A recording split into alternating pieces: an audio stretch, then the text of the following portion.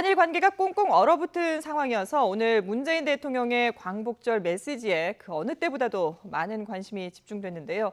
윤영찬 전 청와대 국민소통수석 그리고 청와대 취재를 맡고 있는 신우 기자와 함께 오늘 경축식 그리고 대통령의 경축사에 담긴 의미를 정리해 보도록 하겠습니다. 두 분 안녕하십니까? 예, 안녕하세요. 안녕하세요. 예. 자, 먼저 윤영찬 전 국민소통수석을 모셨으니까 이 질문을 드려야 될 것 같아요. 네. 오늘 경축사와 또 경축 이 기념 행사를 보시는 감회가 남달랐을 것 같아요. 지난해까지 직접 하셨잖아요. 예, 그렇죠. 보통 이제 대통령께서 1년에 이제 주요 연설을 하시는 건 1월 달에 있는 신년 기자회견이죠. 네. 보통 한 해 국정 운영을 계획을 이제 밝히는 자리고, 그다음에 이제 3.1절 경축사, 그다음에 8.15 경축사, 네. 그다음에 이제 국회 시정연설 이렇게 돼 있습니다. 근데 8.15 경축사는 사실은 가장 중요한 연설이 되고요. 왜냐하면 다른 것과 달리 대통령의 중장기적인 비전과 꿈을 보여주는 자리고 대통령의 철학이 고스란히 녹아있는 가장 중요한 연설이라고 생각을 합니다. 네. 네. 그럼 오늘 이 경축사는 어떻게 보셨어요? 오늘 경축사를 이렇게 보면 상당히 좀 다른 특징들이 있는 것 같습니다. 네. 우선은 보통 국민들께서 좀 일본의 경제 침략으로 상당히 분노해 있는 상황이라 대통령께서도 그런 어떤 그 일본에 대한 예. 네거티브한 어떤 이야기가 나오지 않을까 이렇게 예상을 하셨을 것 같은데 네네.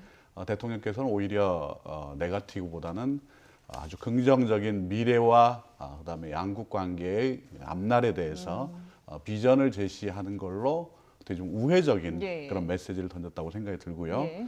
그다음에 이 오늘이 8.15인데 보통 8.15는 한일 관계라든지 남북 관계라든지 이게 주가 되는데 네.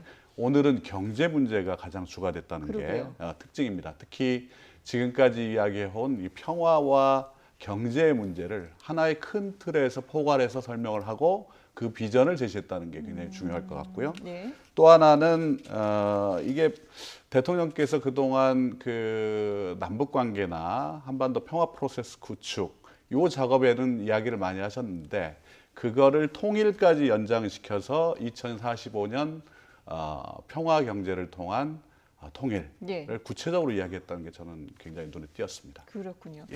자, 신우 기자도 지금 이제 청와대를 담당하면서 많은 연설들을 그동안에 봐왔을 텐데 오늘 이 경축사는 어떻게 의미를 분석할 수 있을까요? 윤영찬 전 수석께서 방금 말씀하신 것처럼 저도 이제 아마도 최초일 수도 있을 것 같다는 생각이 드는데 네. 이 8.15 경축사가 경제 문제 이제 포커스가 초점이 맞춰진 네. 이 경제 연설이 이루어졌다 이런 부분이 이제 그 가장 특징이라고 생각되고요. 예. 그리고 장소적으로 봤을 때는 이제 첫 해 문재인 대통령 취임 첫 해에는 이제 세종문화회관에서 이제 그 경축식이 열렸고 예. 그때는 이제 그 전쟁 없는 나라에 대해서 이제 언급을 하셨거든요. 네네. 예. 그리고 두 번째 이제 작년에 있었던 경축식에서는 이 용산 그 국립중앙박물관에서 이제 열렸었는데 네. 용산이라는 지역이 이제 그 어떤 철도하고 연결된 그런 이미지가 있는 곳 아닙니까? 예. 그래서 남북 철도 공동체에 대해서 얘기를 하면서 반드시 올해 안에 착공을 하겠다 이런 그 비전을 제시했었고 예. 이번에는 독립기념관에서 이제 그 경축식이 열렸는데 여기서는 아무래도 지금의 분위기가 네. 이제 반영돼서 장소도 이쪽으로 정해진 것 같은데 일본의 어떤 경제 침략 문제 방금 언급하셨는데 이런 부분에 대해서 이제 경제 부분에 대해서 비전을 밝히겠다 이런 뜻으로 이제 어떤 장소를 정한 것 같습니다. 예. 예. 두 분이 이렇게 이제 오늘 그 기념식 그리고 또 이제 경축사에 대해서 전반적으로 의미 분석을 해주셨는데 그럼 실제로 이 경축사에 담겨 있는 주요 키워드들을 중심으로 한번 좀 정리를 해볼까요? 예, 오늘 그 핵심 메시지를 먼저 정리를 해보면요. 네. 그 아무도 흔들 수 없는 강한 나라를 만들겠다. 이것이 진정한 광복이다. 이런 메시지를 전하고 있고요. 예. 그리고 그 아무도 흔들 수 없는 그런 나라를 만들기 위해서 이 첫째, 이 책임 있는 경제 강국을 만들겠다. 이렇게 이제 밝혔고 그리고 네. 둘째로 이 대륙과 해양을 아우르는 이 교량 국가가 되겠다. 이런 메시지를 전했고요. 그리고 셋째로 이 평화로 번영을 이루는 이 평화 경제를 이루고 그리고 통일로 광복을 완수하겠다 이런 네. 표현을 썼습니다. 이 통일 시점은 이제 당연히 지금 당장은 아니고 2045년 이 광복 100주년이 되는 시점을 문 대통령이 제시했습니다. 예. 오늘 그 문 대통령의 경축사에서 핵심 키워드들을 저희가 이제 신속하게 분석을 해봤는데 네. 대화, 우호, 협력 이렇게 이제 일본과의 어떤 갈등 상황에 대해서 이 대화, 우호, 협력 이런 표현을 쓴 게 이제 30번이었고요. 예. 경제를 오늘 아무래도 강조하지 않았습니까? 예. 경제라는 단어가 이제 25번 나왔고 그리고 평화 경제 이런 부분들이 강조됐고요. 그리고 그 번영과 한반도 이런 표현도 19번이 등장했습니다. 예. 그리고 광복과 일본 이런 표현은 8번, 6번씩 이렇게 등장했습니다. 예. 그러니까 평화와 경제를 합해서 무려 이제 53번이나 언급을 하셨는데, 자, 오늘 뭐 방금도 얘기했습니다만은 경축사의 핵심 주제라고 할 수 있는 게 아무래도 이제 아무도 흔들 수 없는 나라를 만들겠다라고 언급을 한 부분이 아닐까 싶습니다. 한번 들어보겠습니다. 그러나 아무도 흔들 수 없는 나라는 아직 이루지 못했습니다. 아직도 우리가 충분히 강하지 않기 때문이며 아직도 우리가 분단되어 있기 때문입니다. 저는 오늘 어떤 위기에도 의연하게 대처해온 국민들을 떠올리며 우리가 만들고 싶은 나라, 아무도 흔들 수 없는 나라를 다시 다짐합니다. 네, 아무도 흔들 수 없는 나라. 아무래도 이제 최근에 한일 관계를 좀 생각하고 언급하신 게 아닌가 싶어요. 네, 아무래도 그렇겠죠. 예. 일본의 기습적인 경제 일종의 보복, 그로 인해서 저희 경제도 상당히 영향을 받지 않을 네네. 수가 없습니다. 뭐 반도체 또 소재와 관련해서 수출을 뭐 금지한다든지, 백색 국가에서 제외한다든지. 이런 부분에 대해서 문재인 대통령도 굉장히 아마 가슴 아프게 생각을 할 거고요. 그것이 우리가 아직 어느 누군가가 특정 국가가 흔든다면 흔들릴 수도 있는 그런 상황이 있기 때문이 아니냐. 그런데 이거를 극복하는 방안은 결국은 분단을 극복함으로써 우리가 더 강한 나라로 네. 나갈 수 있다는 길을 이제 제시하는 거라고 봅니다. 결국은 오늘 대통령의 큰 메시지의 흐름을 보면 분단 극복이 결국은 평화 경제를 일으키고 평화 경제를 일으키는 것이 또 분단을 극복하는 이런 선순환적 구조로 연결될 수밖에 없고 네. 그것이 진정한 그 길의 방법이고 그 길의 길이다. 예. 이런 말씀을 우회적으로 하신 걸로 보입니다. 예. 저도 이제 한 말씀 네네. 보태면은 이 아무도 흔들 수 없는 나라를 만들겠다 이런 표현 자체가 이제 지금 일본이 우리나라를 이제 흔들고 있다는 이런 상황을 이제 반영한 거라고 볼 수 있거든요. 예. 그러니까 소재 부품이나 이런 부분, 이제 반도체나 그 디스플레이 부분에서 이제 수출 규제를 통해서 네. 이 흔들려는 그런 그 의도를 가지고 이 무역 보복 조치를 취했는데 대통령께서 이제 여러 차례 그 언급한 것처럼 그 소재 부품의 어떤 국산화나 수입차 다변화 뭐 이런 부분을 통해서 예. 그리고 또 이제 첨단 기술의 이제 원천 기술 확보 이런 부분을 통해서 아무도 흔들 수 없는 나라를 만들겠다 이런 네. 표현을 썼고 또 제가 이제 방금 그 대통령 녹취 중에서 또 주목해서 봤던 부분은 네. 이 의연하게 대처해온 국민들을 떠올리면서 이 우리가 만들고 싶은 나라, 아무도 흔들 수 없는 나라를 만들겠다 이런 부분은 이제 최근 국민들의 어떤 의연한 대처하는 모습, 의연하게 대처하는 모습에 대해서 감사를 표하는 그런 네네. 그런 대목이라고 볼 수 있겠습니다. 예. 거기다가 지금 오늘 또 이 김기림 시인의 시까지 인용을 했잖아요. 예, 이건 예. 또 어떤 의미가 있을까요? 그 대통령이 주요 연설 때 이제 그 우리 시를 좀 자주 인용합니다. 그렇죠. 성님. 네, 맞습니다. 네. 예. 이번에도 이제 광복절 경축사를 이제 준비하면서 이 광복 직후에 예. 이 경제 건설에 대해서 언급한 그런 시를 한번 찾아보라 이렇게 대통령이 직접 지시를 했다고 그래요. 네네. 그래서 결국 찾은 시가 김기림 시인의 1946년작 이 해방 직후죠. 이 새나라 송이라는 이 시를 인용했는데 네. 이 송은 이제 길이다, 칭송하다 이런 뜻입니다. 예, 직접 인용된 구절은 바로 이 대목인데요. 예. 이 용광로에 불을 켜라 새나라의 심장에 철선을 뽑고 철근을 느리고 이 철판을 피리자 이 세면과 철과 희망 위에 아무도 흔들 수 없는 새나라 세워가자 이런 대목입니다. 예. 지금 일본이 이 수출 규제라는 특이한 방식으로 우리 경제에 타격을 주려고 하는 이런 상황에 이 흔들리지 않겠다, 흔들 수 없게 단단하게 준비하겠다 이런 뜻으로 이해됩니다. 결국 이 부품과 소재 측면에서 일본에 의존했던 그런 경제 구조에서 이번에 완전히 벗어나는 그런 계기로 삼겠다는 그런 의지를 이 김기름 시인의 새나라 송을 인용해서 상징적으로 강조하고 있습니다. 예. 자, 거기다가 문재인 대통령은 일본을 향해서는 먼저 성장한 나라가 사다리를 걷어차서는 안 된다라고 비판을 했는데요. 이 부분도 한번 들어보겠습니다. 먼저 성장한 나라가 뒤따라 성장하는 나라의 사다리를 걷어차서는 안 됩니다. 지금이라도 일본이 대화와 협력의 길로 놓은다면 우리는 기꺼이 손을 잡을 것입니다. 공정하게 교역하고 협력하는 동아시아를 함께 만들어갈 것입니다. 네, 이 문 대통령이 동아시아 분업의 역사나 책임 있는 경제 강국에 대해서 이제 언급을 했는데, 그러니까 뭐 일본 역시도 책임 있는 자세를 보여라 이렇게 요구를 하신 거겠죠? 예, 뭐 당연하다고 볼 수 있습니다. 우리가 우리 동아시아 역사를 이렇게 보면 예. 일본이 어쨌든 가장 먼저 자유무역의 수혜를 받고, 자유무역이라는 게 기본적으로 우리 데이비드 리카도가 우리 언급을 했지만 예. 분업에 의해서 상호 호혜적인 관계를 형성하고 부강해지는 그런 과제 아닙니까? 네. 그런데 우리 일본이 먼저 본인들이 이런 자유무역주의의 혜택을 보고 그로 인해서 성장을 했으면서 뒤이어 성장하는 후발주자들의 사다리를 찬다. 예.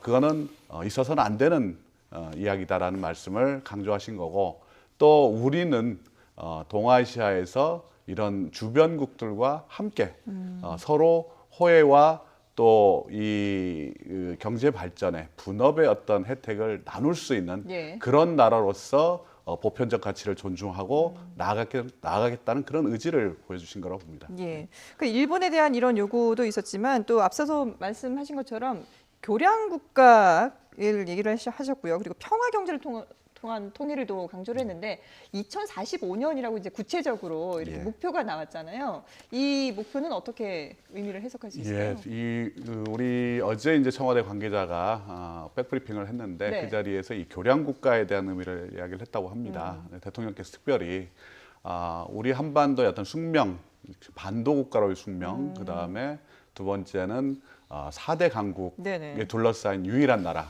이 숙명을 어떻게 극복할 것이냐.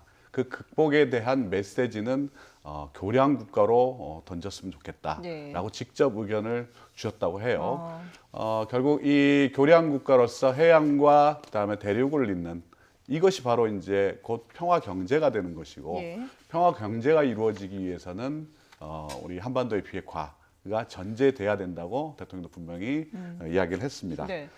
그런데 이런 과정들이 이어진다면 아까도 말씀드렸다시피 경제의 어떤 이 선순환, 그러니까 평화와 경제 발전이 선순환적으로 이루어지게 되고, 그럼으로써 남북이 모두 다 네. 혜택을 받는 그런 상황이 온다면 결국 통일도 다가올 것이고, 대통령 그 통일의 시점을 2045년 예. 광복 100주년으로 명확하게 제시를 했다고 보입니다. 예. 자, 이 교량 국가 또 뭐 평화 경제 이런 내용들은 문 대통령이 이미 앞서서도 다 언급을 했었던 내용들이죠. 네, 갑자기 튀어나온 뭐 이런 그런 표현들이 개념 아니고요. 아니죠. 예. 예. 이미 민주당 대표 시절이던 2015년에 그 8.15 때 그 한반도 신경제 지도 구상을 발표했습니다. 네네. 그리고 2017년 4월 이 대선 직전에는 남북 경제 공동체 그 민생 통일 문제를 언급했고요. 예. 그리고 2017년 이 베를린 선언에서, 그러니까 취임 직후에 있었던 첫 그 가장 큰 연설이었는데, 네. 이 남과 북은 대륙과 해양을 잇는 교량 국가로 공동 번영할 것이다, 이렇게 표현했습니다. 예. 그 지난해 광복절 경축사 때도요, 이 남북 철도 공동체 구상을 밝혔고, 그리고 지난 5일 평화 경제로 일본 경제를 단숨에 앞지르겠다, 이런 표현도 썼습니다. 예. 자, 이렇게 이제 경제와 관련해서도 많은 언급을 하셨는데, 저희가 이제 한일 관계에 대해서 조금 더 얘기를 해보자면은, 지금 오늘 뭐 경축사에서도 한일 관계에 대해서 뭐 우회적이긴 하지만 이렇게 언급을 하셨습니다만은, 지금 아무래도 가장 우리 국민들이 관심 있게 지켜보고 있는 그런 부분이기 때문에 이 부분에 대해서 좀 얘기를 해봐야 될 것 같은데, 오늘은 일단 좀 수위 조절을 했다 이렇게 봐도 되겠죠. 그동안에 데일 메시지를 여러 차례 내놓으셨는데, 그때보다도 오늘 광복절 경축사에서는 아무래도 좀 우회적으로 방법을 좀 달리해서 표현을 하신 게 아닌가 싶어요. 네, 그렇습니다. 뭐 직접적으로 일본 정부에 또는 아베 정권에 이렇게 해라, 이렇게 표현하지는 않았지만, 네네.